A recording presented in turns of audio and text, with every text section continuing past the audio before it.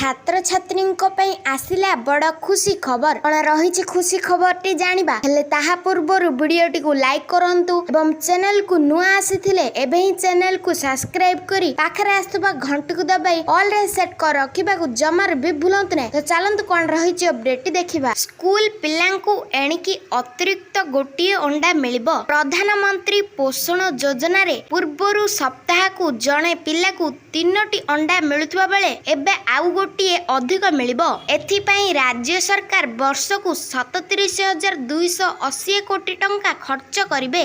आसंता शिक्षा वर्षरु एहा लागू हेबो। एनै विद्यालय और गणशिक्षा विभाग अतिरिक्त सचिव एसके महापात्र मंगलवार राज्य नोडाल ऑफिसर को चिट्ठी लिखिछंती। चिट्ठी रे उल्लेख रही पीएम पोषण अधीन रे पिलांको शरीर रे पोषणर मात्रा बढ़ाइबा हेउची प्रमुख लक्ष्य। अंडारे पुष्टिसार सह लोह मात्रा रही। प्राथमिक स्तर रे प्रथम रु अष्टम और माध्यमिक स्तर रे नवम और दशम श्रेणी पिलांको पई एहा लागू करा जिवो।